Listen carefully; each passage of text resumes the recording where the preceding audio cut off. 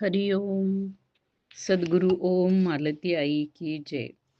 व्रजभूमीतील भक्तकथा मालेत मी तुम्हा सर्वांचं स्वागत करते.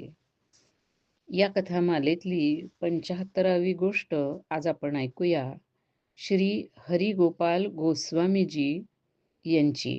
गोष्ट अगदी छोटीशी आहे आणि ज्या गावामध्ये हे श्री हरिगोपाल स्वामीजी राहत होते त्या गावाचं नावही काही एक वेगळंच आहे.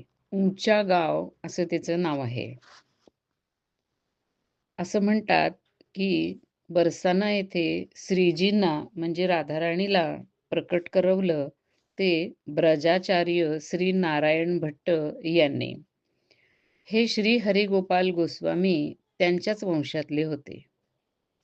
या हरिगोपाल यांनी उंचा या गावात राहणाऱ्या श्री धुलेश्वर गोस्वामी यांच्याकडून दीक्षा घेतलेली होती.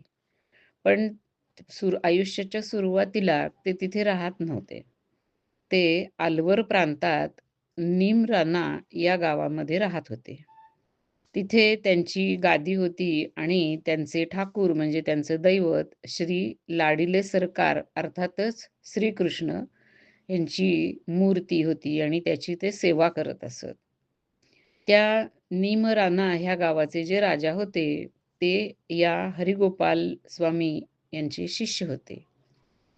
श्री हरिगोपाल गोस्वामी हे एक अतिशय निष्णात असे वैद्य होते आणि वैद्यकीवरतीच ते आपली उपजीविका करत असत. पण एकंदरीत त्यांना अभ्यास, शिक्षण, वाचन, लेखन ह्याचं फार आवड होती. त्यामुळे हिंदी, संस्कृत, तेलुगू आणि इंग्लिश भाषा त्यांना अतिशय उत्तम प्रकारे येत असे. त्याचा त्यांचा चांगला अभ्यास होता. शिवाय जी काही बोलीभाषा होती, ब्रजभाषा, ती तर त्यांना येतच होती. षडदर्शनांचा सुद्धा त्यांचा चांगला अभ्यास होता. श्रीमद भागवत त्यांना फार आवडत असे आणि भागवताचे ते चांगले जाणकार होते. या सर्व गोष्टींमुळे त्यांचं व्यक्तिमत्व मोठं प्रभावी होतं आणि त्यांचा प्रभाव संपूर्ण हरियाणामध्ये खूप होता. त्यांना हरियाणामध्ये सगळे लोक ओळखत असत. त्यामुळे खूपसे ठाकूर म्हणजे जमीनदार, गुजर आणि यादव हे त्यांचे शिष्य होते. ते अतिशय साधे, सरळ असे महानुभाव होते आणि त्यांचं आपलं गोष्ट ऐकल्यावर कळेल की त्यांचं आयुष्य सुद्धा असंच साधं सरळसोट, बिना कोलांट्या ओलांट्या असं सरळ छान गेलेलं होतं. त्यांचं जीवन हे अगदी साधंसुधं, आडंबरहीन होतं आणि ते अतिशय भजननिष्ठ होते. पण वृद्धावस्थेमध्ये त्यांना ह्या अलवर ह्या गावामध्ये राहणं त्रासाचं वाटू लागलं. कारण आता त्यांचं मन एकांत भजनाकडे ओढ घेत होतं आणि तिथे प्रसिद्धी खूप आणि त्यांचा लोकसंग्रह खूप असल्यामुळे त्या अलवर ह्या स्टेटमध्ये आपल्या त्या निमराना ह्या गावामध्ये त्यांना एकांत कसा मिळणार? म्हणून मग बरसाना येथे असलेल्या त्या उंचा ह्या गावामध्ये ते जाऊन राहू लागले. अर्थातच आपलं जे दैवत लाडिले सरकार म्हणजे श्रीकृष्ण ह्यांच्या मूर्तीसुद्धा ते आपल्याबरोबर घेऊन गेले. उंचा ह्या गावामध्ये त्यांच्या पूर्वजांनी बांधलेलं एक अगदी जुनं असं बलरामाचं मंदिर होतं, ज्याची व्यवस्था नारायण भट्ट नावाचे गृहस्थ पाहत होते. श्री हरिगोपाल गोस्वामीजी सुद्धा आता तिथे जाऊन राहू लागले आणि आपल्या दैवताची तिथे प्रतिष्ठापना करून त्याची सेवा, भजन करू लागले. त्या मंदिराच्या समोर एक पहाड होता.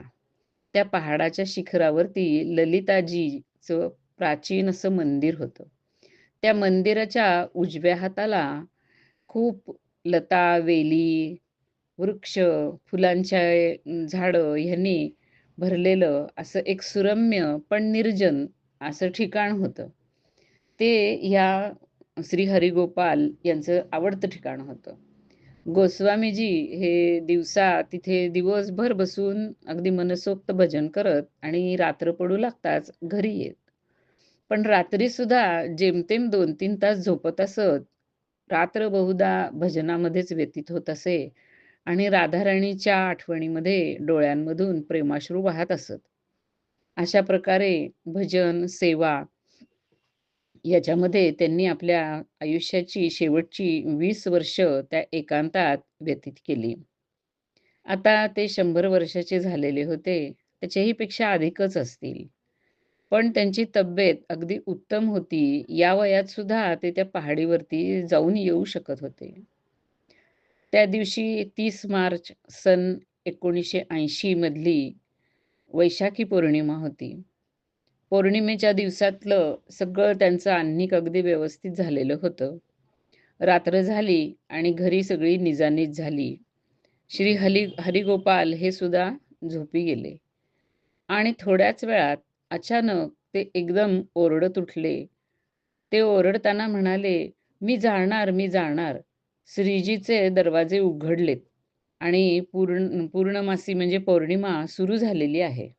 त्यांच्या ओरडण्याने घरातले लोक दचकून जागे झाले आणि आश्चर्याने त्यांच्याकडे पाहत विचारू लागले, "कुठे जाणार? रात्रीचे आत्ता 12 वाजलेत आणि आत्ता का कुठे श्रीजीचे दरवाजे देवळाचे उघडतात?" पण हे त्यांचं बोलणं जणू काय या श्री हरिगोपाल गोस्वामी ह्यांना ऐकूच गेलं नाही. ते आपल्याच तंद्रीमध्ये होते, आपल्याच धूनमध्ये होते आणि राधा राधा नावाचा जप मोठ्यांनी चालू झाला. मग ते जप करत राहिले.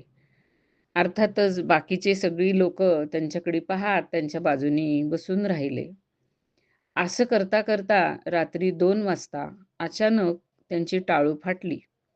क्षणभरासाठी त्या संपूर्ण खोलीमध्ये एक अत्यंत दिव्य असा प्रकाश पसरला आणि त्याच क्षणी आपलं जड शरीर या हरिगोपाल यांनी सोडलं. शरीर ते ज्या लोडाला टेकून बसले होते त्याच्यावरती पाठीमागच्या बाजूला पडलं आणि आपल्या सिद्ध सहचरी देहाने ते श्रीजींच्या बरोबर नित्य निकुंजमध्ये निघून गेले. अशा प्रकारे एक अतिशय सरळ आणि एक भजनशील अशा मनुष्याचा तितक्याच अगदी सोप्या, साध्या आणि दिव्य पद्धतीने अंत झाला. हरी ओम.